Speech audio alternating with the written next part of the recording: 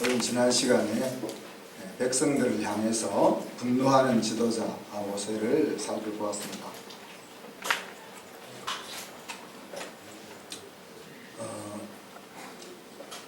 진노할 수 있는 지도자가 어떤 사람인가, 이런 것들을 생각해 보면서 그 당시 모세는 이제 눈에 보이는 것이 없는 것 같았죠.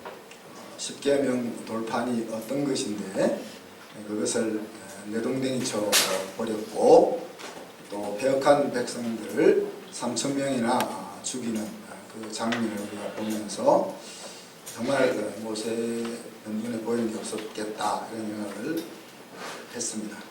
근데 그가 그렇게 할 수 있었던 것은 사실 목숨 걸고 자기 백성들을 책임지기로 마음을 먹었기 때문에 그럴 수 있었던 것이죠.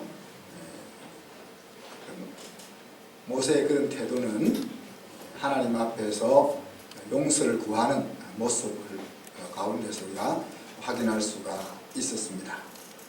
우매한 백성들과 방자한 아론 앞에 망할 줄도 모르고 하나님을 모르기로 결정하는 어리석은 행동을 하는 백성들, 그리고 책망해야 될 상황에서 그릇 인도하고 있는 지도자 아론을 볼 때 이들을 약속의 땅으로 이끌기로 작정한 모세가 취할 수밖에 없었던 행동이었다, 그렇게 이해가 되는 겁니다.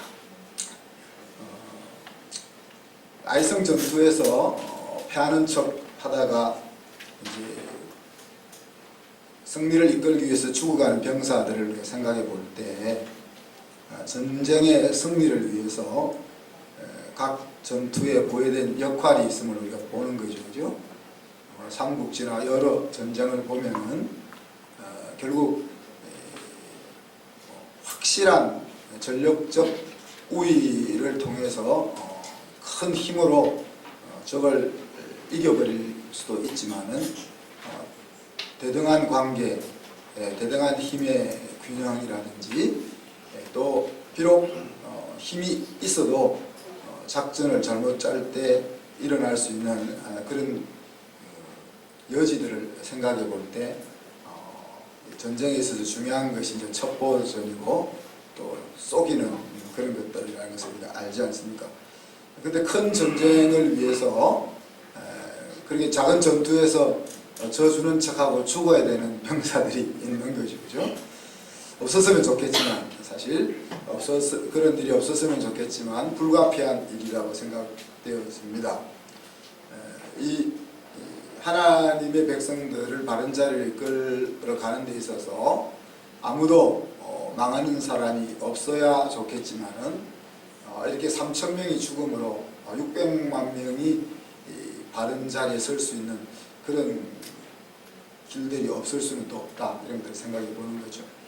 그래서 이 말씀을 다시 한번 생각하면서 여러분도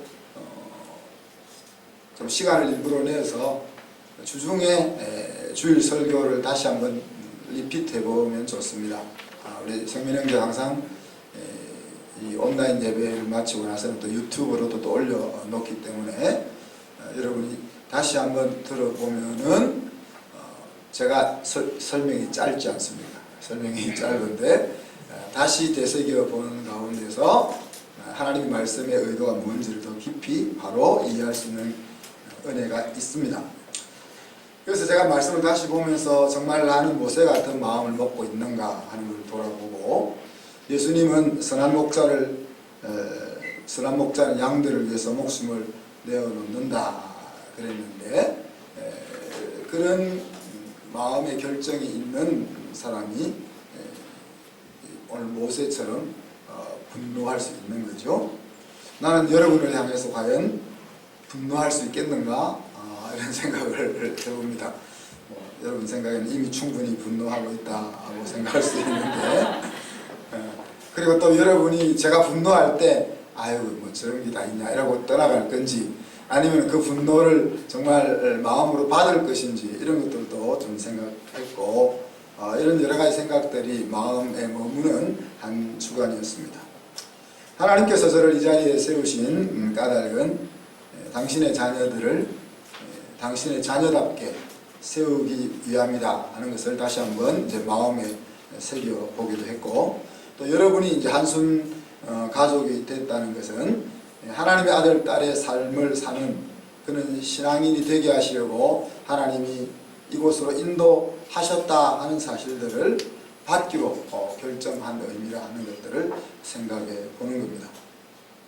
모세는 하나님으로부터 권위를 받았고 하나님이 모세와 함께 한다는 사실을 온 백성들이 목도함으로써 백성들의 신뢰를 듬뿍 받고 있었습니다. 그런 모세의 권위에도 대드는 일이 오늘 일어난 거죠. 모세만큼 확실하게 하나님으로부터 또 사람으로부터 권위를 얻은 사람이 어디 있겠습니까? 그럼에도 불구하고 이런 일이 일어났다면 우리가 살아가는 동안 얼마나 우리에게도 일어날 수 있는 일이냐 하는 것들을 생각해 봅니다. 여러분이 난 절대 모세 같은 지도자는 안 될 거고 아니니까 나와는 상관이 없어 그렇게 생각할지 모르지만 우리 모두는 적게는 부모라는 권위의 자리에 있고 또 적게는 자녀라는 권위 아래 있기도 합니다. 그래서 어떤 모양으로든지 우리의 인생이 살아가는 중에서 우리가 권위의 자리에 서기도 하고 권위 아래 있기도 한다는 이야기입니다. 그래서 이 이야기는 그냥 단지 모세를 향한 이야기로 그치는 것이 아니고 우리의 이야기여야 한다 하는 것들을 생각해 보고자 하는 겁니다. 이때 권위의 도전을 받았을 때 모세가 취한 행동을 살펴보면서 하나님의 충성된 일꾼은 어떤 모습이어야 할까 하는 것들을 같이 나누기를 원합니다.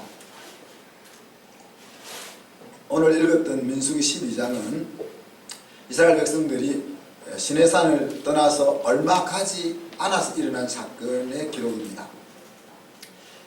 오늘 1절에 보면 권위의 도전은 모세가 구스 여자를 취한 데서부터 출발되죠. 그래서 모세의 결혼에 대한 생각들을 좀 해볼 수 있습니다.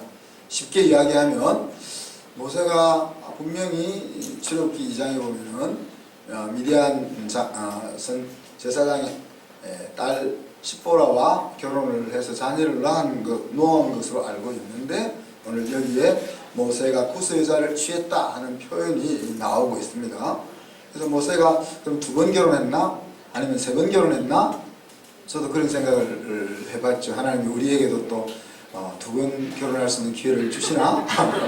한 번도 힘든데 한 번도 해야 하나? 뭐 이런 생각을 가지면서 말씀을 좀 더 생각을 해보는 겁니다.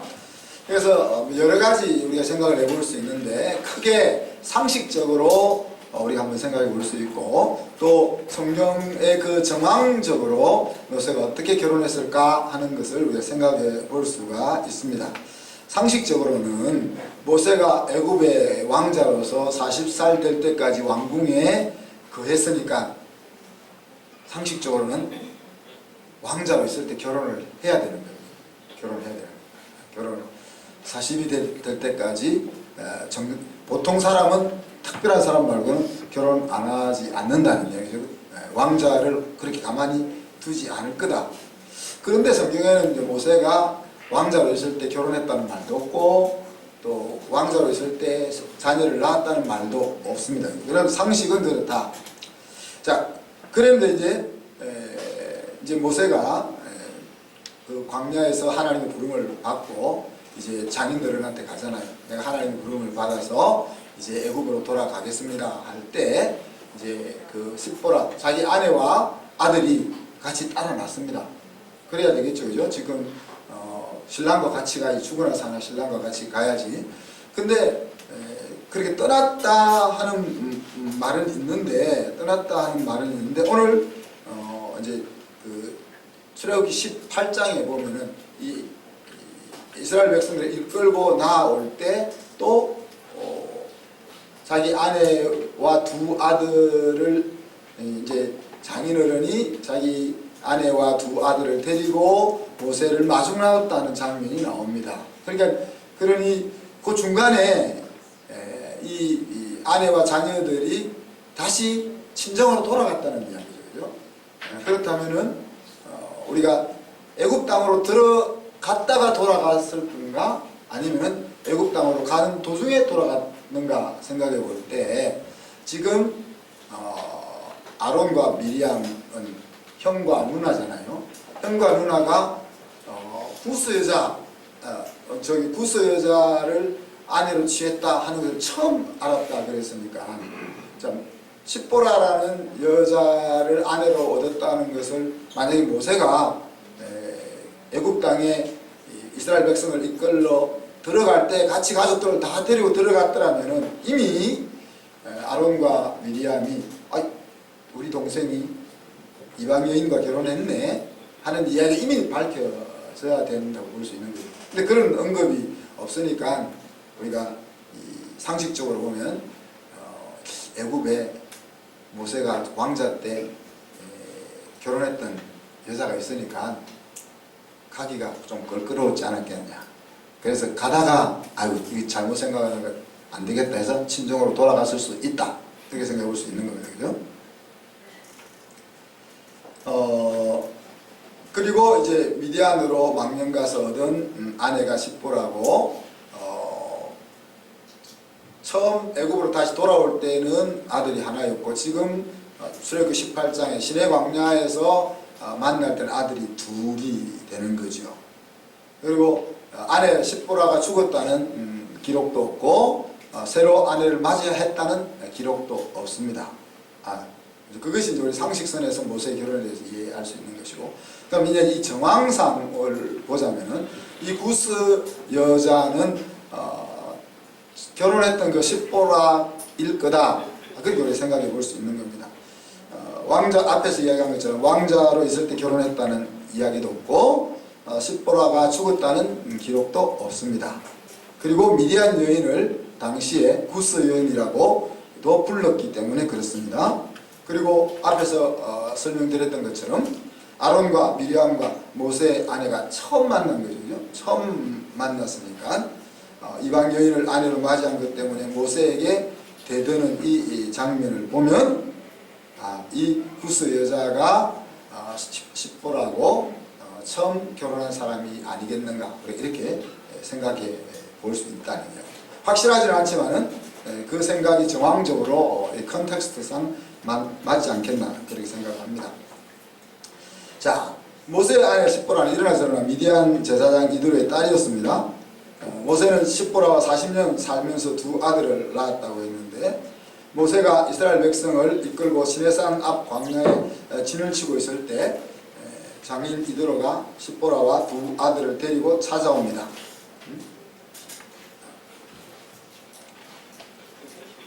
자, 이곳에서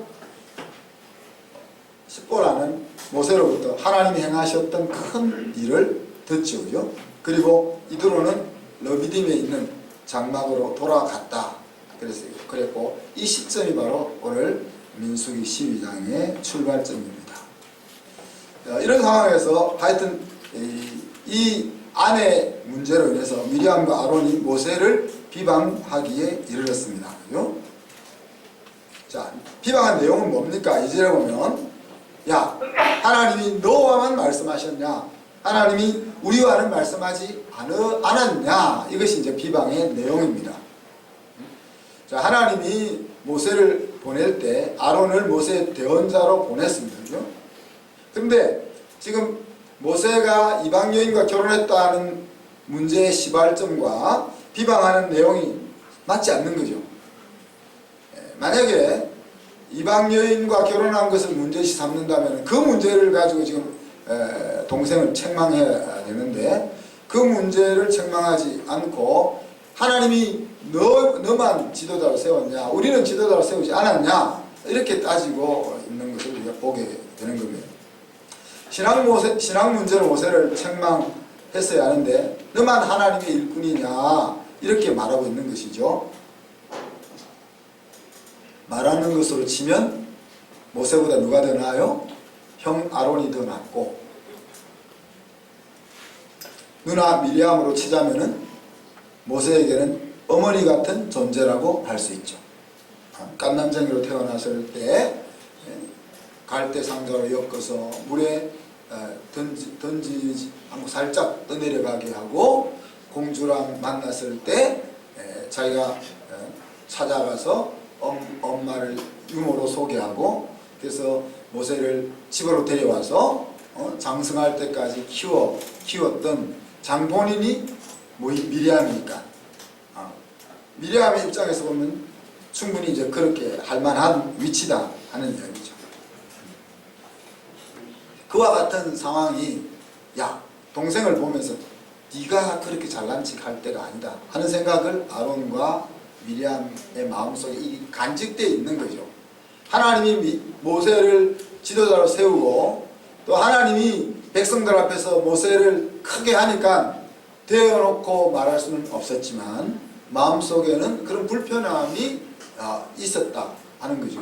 그래서 이 신앙 문제를 가지고 이쪽을 지금 공격하고 있다, 그렇게 볼 수 있는 겁니다. 자, 그리고 실상은 이방 여인을 아내로 맞이하는 것이 하나님의 뜻을 거역하는 것이라고 말할 수는 없습니다. 그 말이 이제 믿지 않는 결혼을 해도 된다, 그 말이 아니죠, 그죠? 자, 그 여인이 이방 여인이냐 아니면 이스라엘 여인이냐가 중요한 것이 아니고, 그 여인이 하나님을 향한 신앙이 있느냐 없느냐가 중요한 거죠. 그렇잖아요, 그죠? 그게 이슈라는 이야기입니다. 이스라엘은 하나님을 섬기기로 결정을 하면은 유대인이 될 수 있었던 열린 사회였습니다. 선민사상이라는 것이 있었기 때문에 유대 사회를 우리가 폐쇄 사회로 생각하기 쉽지만은, 유대 사회는 하나님을 믿기로 결단하면 이방인에게도 유대인의 자격을 주는 그런 열린 사회였다는 겁니다. 한 가지 예로 1948년 이스라엘이 팔레스타인 지역에서 독립을 선언하고 나라를 형성할 때 그 지역에는 수천 년간 살고 있던 팔레스타인 주민들이 있었습니다. 그 이전에는 유대인들이 살았었고, 또 그 이전에는 또 팔레스타인들이 이런 역사가, 뒤엉킨 역사가 있었지만은, 그래서 이스라엘 나라를 세우면서 그곳에 거주하고 있는 아랍인들에게 이렇게 공고를 했습니다. 여러분이 이곳에 이스라엘 백성으로 살기를 원하면은 사셔도 됩니다. 그리고 여러분이 그렇게 결정하면 여러분에게 우리는 이스라엘 시민권을 다 줄 겁니다. 그렇게 이제 공포를 하죠. 그래서 이제 그 이스라엘 아직 정부가 생기진 않았지만은, 이스라엘 나라가 세워지는 그 시점에서 그 말을 믿고 그곳에 남아서 이스라엘 시민이 되고자 했던 사람은 다 이스라엘 백성이 되었고, 그것을 믿지 못하고 받아들이지 않았던 사람은 그냥 이방인으로 존재를 해서 오늘날까지 오고 있는 것입니다. 이런 이제 사회가 유대 사회라는 이야기입니다. 장인은 이방 제사장이었지만은 하나님의 위대함을 인정하고 있었고, 마치 우리가 이도로가 등장하는 장면을 보면 이방 제사장이 아니고 마치 하나님의 제사장 같은 행동을 취하고 있는 것을 우리가 보지 않습니까? 모세 아내 역시 하나님이 주신 사명을 받은 모세와 같은 길을 걷기로 결정했습니다. 자, 지금 애굽으로 자기 자녀를 데리고 신랑을 따라서 들어가려고 할 때의 시점이 어떤 시점입니까? 애굽 땅에 가족들이 거처할 수 있는 안전한 곳이 마련되어 있는 것이 아니라 지금 바로 왕과 싸워서 백성들을 끄집어내야 되는 그런 자리입니다. 그런 자리에 선뜻 자녀들을 데리고 따라 나섰던 모습이 이제 그의 아내가 어떤 마음이었던지를 우리에게 보여주는 거죠. 그죠? 그 모세가 신경을 쓰지 못해가지고 하나님 앞에, 하나님의 사자 앞에 죽일 위기를 당했을 때 출애굽기 4장에서 즉시 사도를 들어서 아들의 할례를 행함으로 자기 신랑의 목숨을 구하는 일을 했습니다. 그러니까 모세가 지금 자기에게 주신 사명에 집중하다 보니까 할례를 베풀어야 된다는 하나님의 중요한 말씀을 기억 못하고 시행하고 있지 못하는 상황 속에서 그 일을 조치를 취한 사람이 바로 그의 아내였다.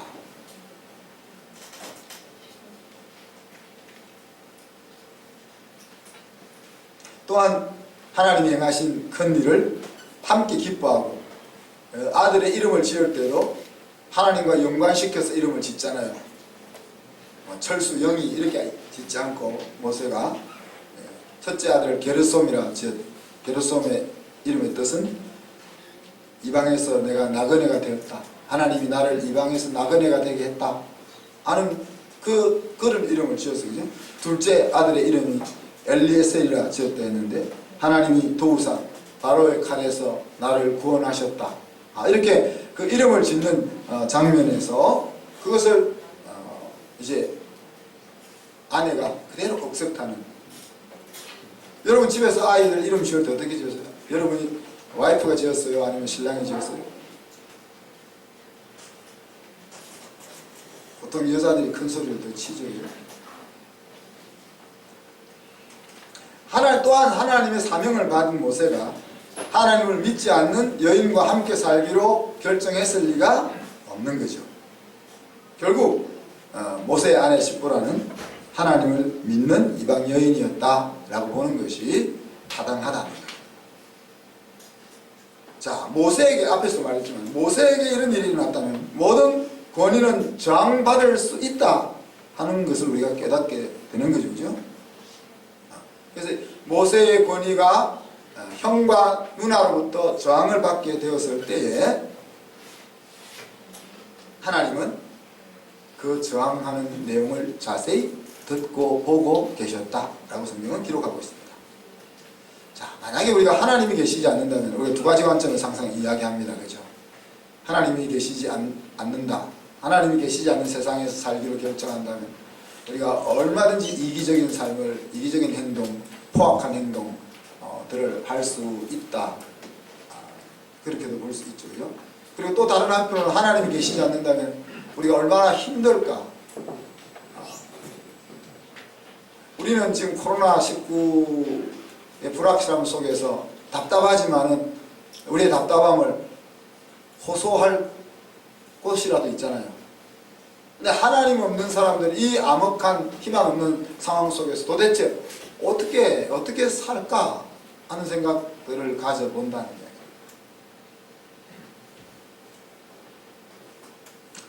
자, 이 장면에서 모세가 취한 행동은 어떠했습니까?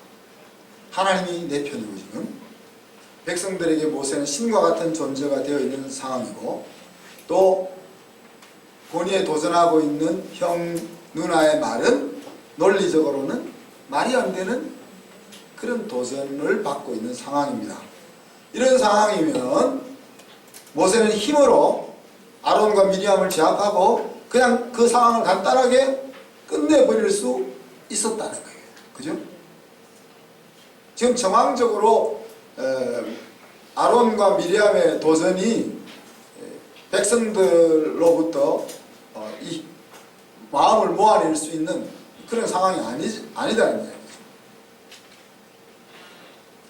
근데 이러한 상황 속에서 우리 모세는 힘을 사용하지 않았습니다. 다르게 이야기하면 권위를 사용하지 않았다는 이야기죠.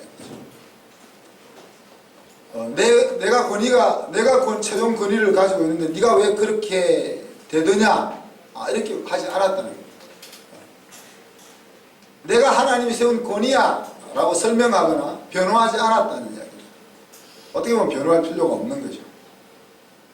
변호한다고 해서 형과 누나가 생각을 바꿀 리가 만무합니다. 우리는 설명을 잘하면 해결을 할 수 있다고 생각하는 경향이 많습니다. 그래서 자꾸 설명하려고 하고 변호하려고 합니다. 근데 마음을 바꾼다는 것이 그렇게 쉽지 않다는 것은 우리가 잘 알지 않습니까? 내가 한번 이런 방향으로 가겠다라고 딱 마음을 먹고 나면은 누가 뭐라 해도 그 소리가 잘 안 들리는 거죠. 안 듣는 거죠. 안 듣는 거죠.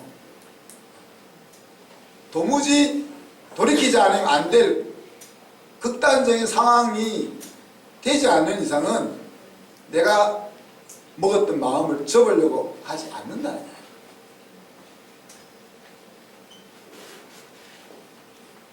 오늘 말씀은 이 상황 속에서 모세의 성품 하나를 언급합니다.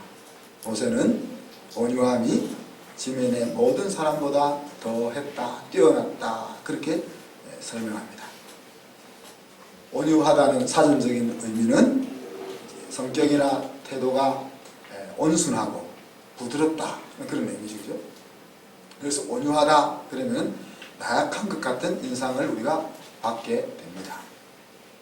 그런데 이제 성경이 말할 때 이 온유라는 것은 그런 의미랑 약간 차이가 있습니다.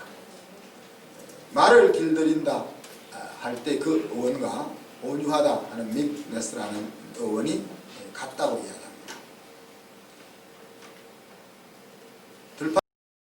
들판에 뛰어다니는 그 힘이 넘치는 그 야생마가 그대로 있으면은 사람에게 유용한 존재가 못 되는 거죠.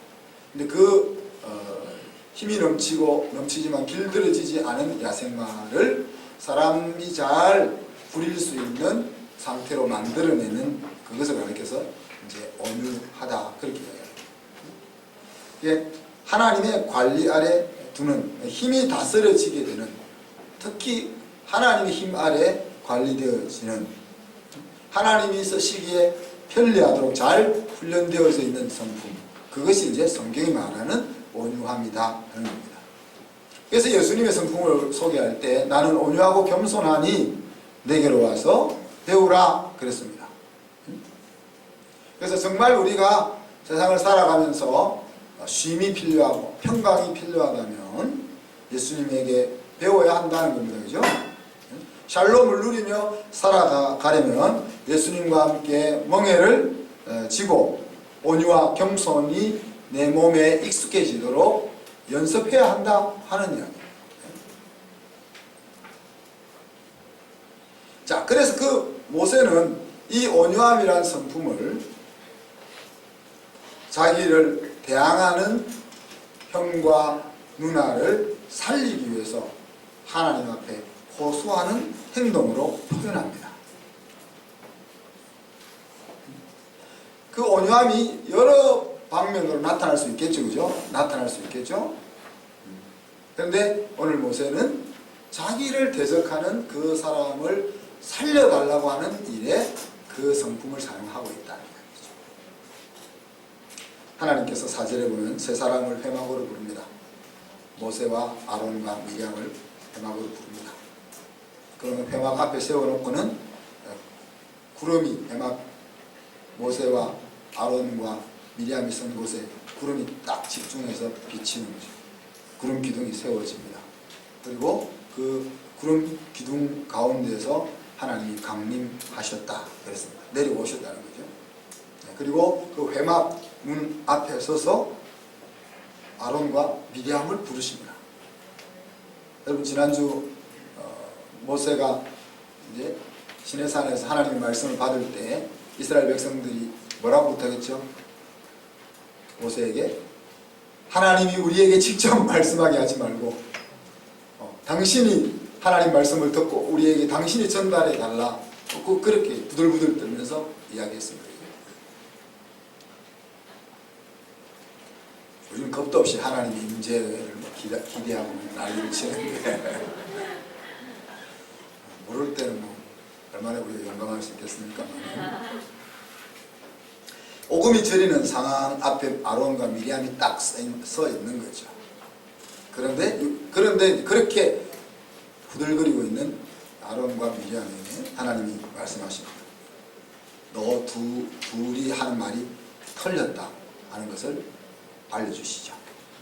자, 선지자에게는 환상으로 내가 알려주고 꿈으로도 말하고 하는 거 맞다. 네가 말하는 것은 맞아. 그렇지만 모세에게는 내가 그렇게 말하지 않아.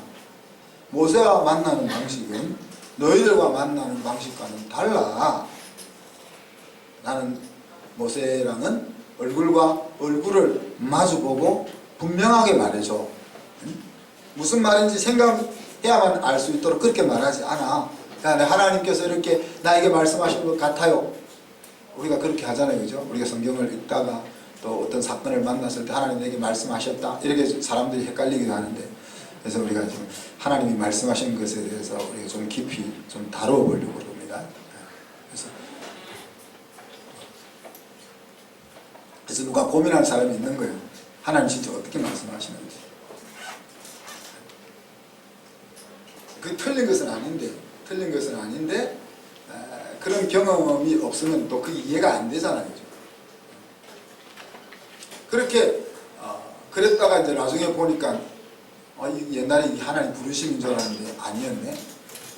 그래서 목수로 불렀는데 목사로 불렀는 줄 알고 왔네. 이렇게 이럴 수 있다는 이야기죠. 우리가 인간이라는 것이.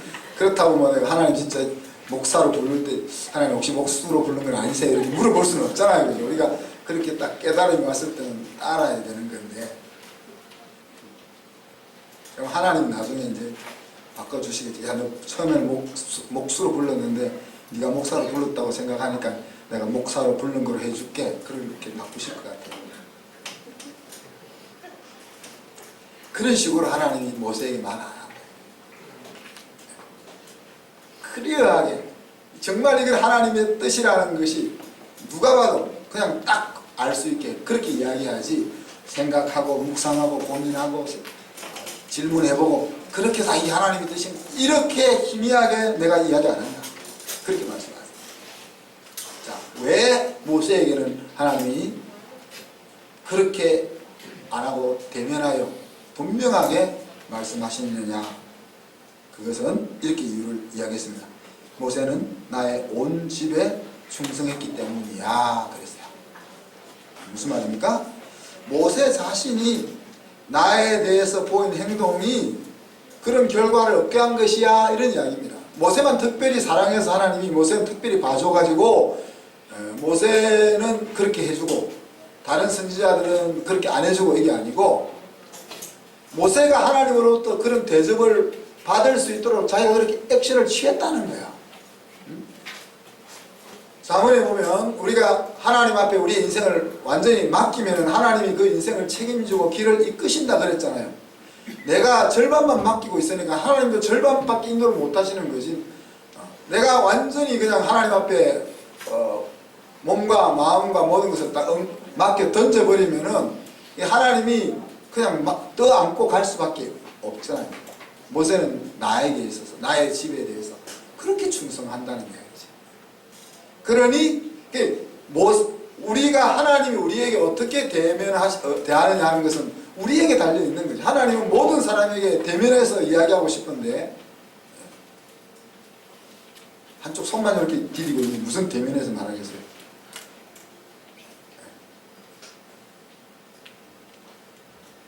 그런데 너가 내 종 모세의 비방하기를 두려워하지 않느냐, 그렇게 책망하십니다. 그리고는 두 사람에게 진노하시면서 떠나버리셨어요. 떠나고 끝난 게 아니고 떠나고 나니까 미리암이 문둥병에 걸린 거죠. 자, 이스라엘 백성들에게는 문둥병은 하나님이 저주한 병, 하나님이 징벌로 주신 병이라는 생각이 있죠. 그죠? 우리 신약성경에 보면은 그런 생각이 있죠. 구약성경에도 보면 그런 생각이 있죠. 언제부터인지 모르겠는데 이때부터 아니겠나, 저는 그렇게 생각합니다. 뭐 그 이전에 그랬을 수도 있는데, 미리암은 하나님의 징계를 받아서 즉시 문둥병에 걸려버리고 말한 거죠. 자, 근데 왜 아론에게는 문둥병이 걸리지 않게 하고 미리암에게만 문둥병이 걸리게 했을까? 미리암이 여자라서 좀 더 쨍쨍거려서 그랬을까? 그런 건 아닐 것 같아요. 하나님이 뭐 남녀를 차별하시겠습니까? 저 생각은 이래요. 미리암과 아론과 모세가 이 상황을 어떻게 처리하느냐를 보신다고 생각해요.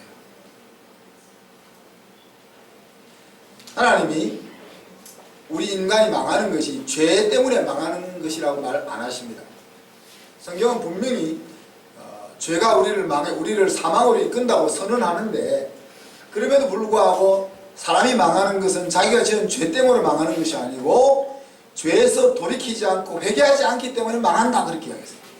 그러니까 우리가 죄를 지었다고 망하는 것이 아니고 죄가 깨달아졌는데도 그것에서 돌이키지 않고 그곳에서 계속 뭉개고 사는 것이 죽음으로 이르는 거죠. 그죠?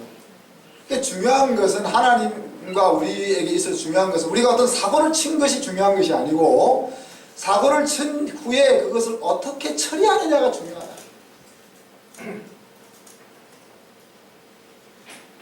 그래서 뭐 우리가 합리적으로 생각하면 아론도 같이 문둥병 걸려야 될 거 아니에요? 그렇지 않습니까? 아론이 모세 대언자로 있었으니까 미리암보다 말을 더 잘했을 거 아니에요? 그럼 아론이 양쪽 손에 문둥병에 걸렸으면 미리암이 한쪽 손에 이렇게 돼야 될 거 아니에요? 그런데 아론은 문둥병에 걸리지 않고 미리암이 문둥병에 걸렸습니다. 자, 그럼 이 세 사람이 이 상황 속에서 어떻게 행동합니까? 미리암은 아무 말을 못하고 있습니다. 미리암이 아마 주동이 있던 것 같아요. 아무 말도 하고 있지 않다는 것은 묵시적으로 무엇을 의미합니까? 내 죄를 제가 인정합니다. 이런 게 아니겠어요.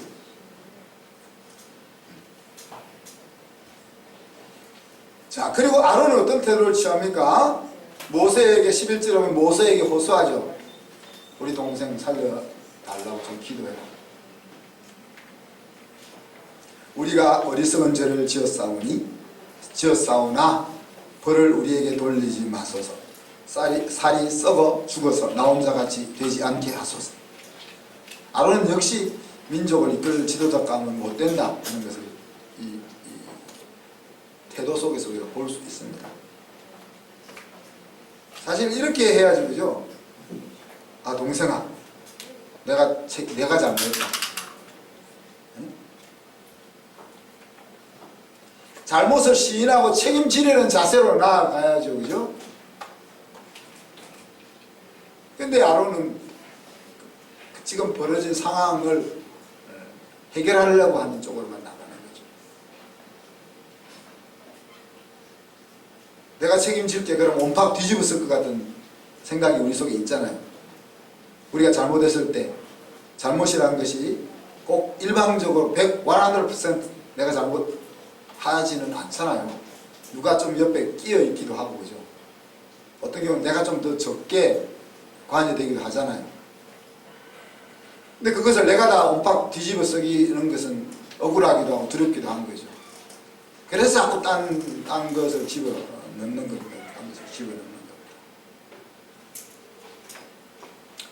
그래도 자기 일처럼 다가선다 하는 부분에서는 플러스 점수를 줄 수는 있을 것 같습니다. 자기가 문둥병에 안 걸렸으니까 그냥 조용히 여기서 말을 듣고 내다가 하나님이 나를 생각 못 해가지고 나는 벌 안 줬는데 내가 자꾸 깽깽거리다가 하나님 쟤도 있었네 이런 생각이 들면은 불똥이 자기에게도 밀려올 거라고 우리가 생각할 수 있는데, 그렇지만 이제 거기서 개입하는 모습을 보면은 그래도 뭐 아론은 우리가 아론이다 그렇게 말할 수 있는 거죠.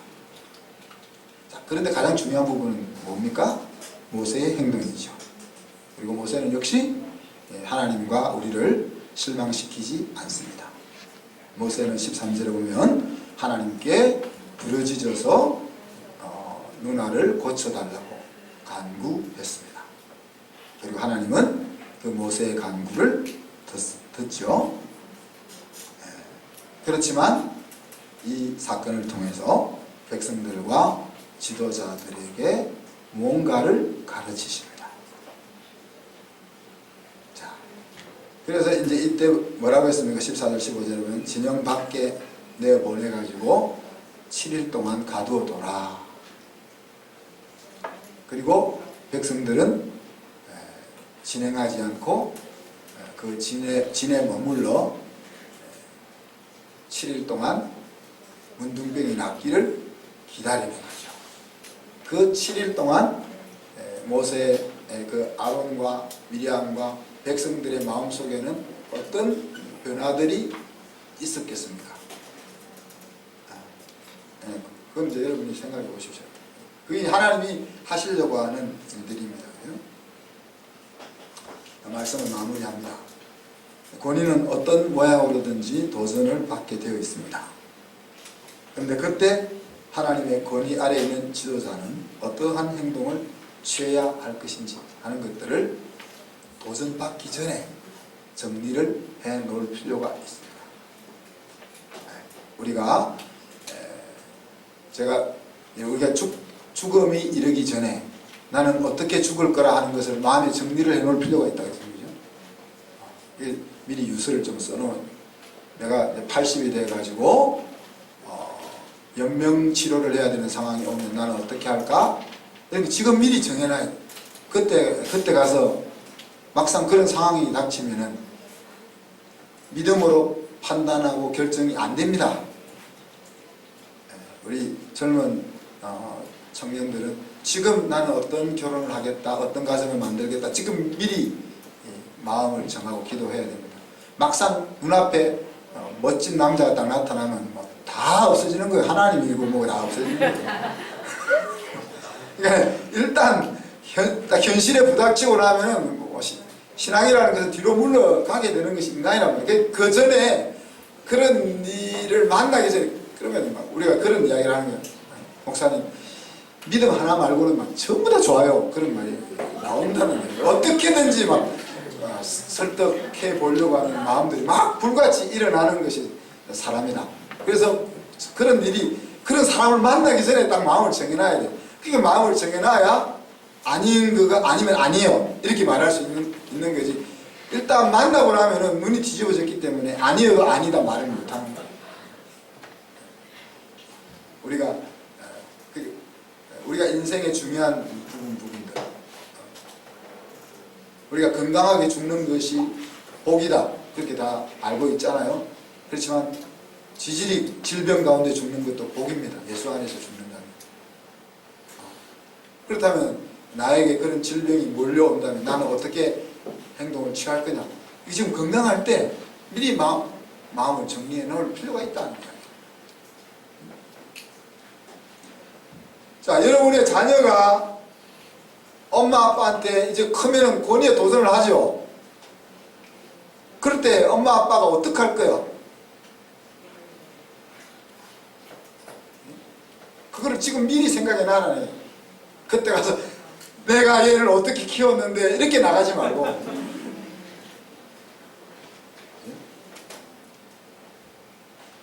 부모의 권위가 도전받을 때 나는 부모로서 어떤 행동을 취할 거냐.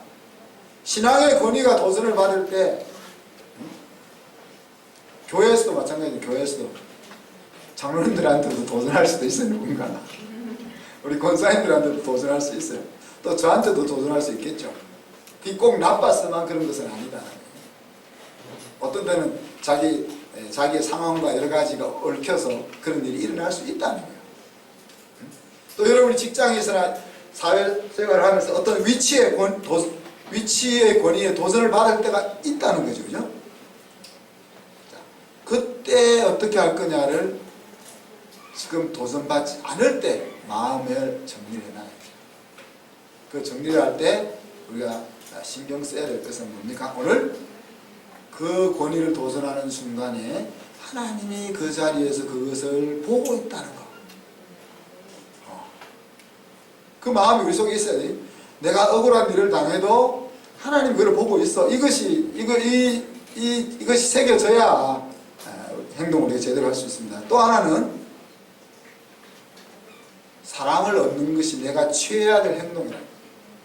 내 새끼가 도전을 하더라도 이 새끼를 얻어야 될 것이 내가 취해야 될 행동인 거고, 우리 성도들이, 우리 집사들이 나를 도전해 와도 내가 쟤들을 얻어야 된다 하는 것이 마음속에 남아 있어야 되고, 더럽고 치사해도 이제 을의 도전에 대해서 갑이 받을 수 있어야 되는 거예요. 받을 수 있어야 되는 거예요. 여러분, 갑만 갑질한 줄 알죠? 을이 갑질하는 거 모르세요?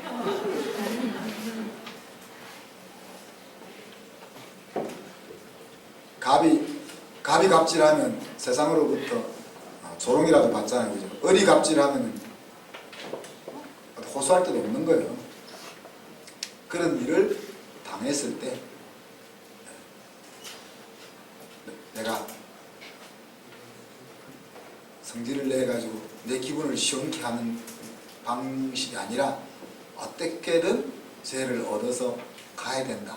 이런 생각, 이 두 가지가 같이 마음속에 담겨 있기를 바랍니다.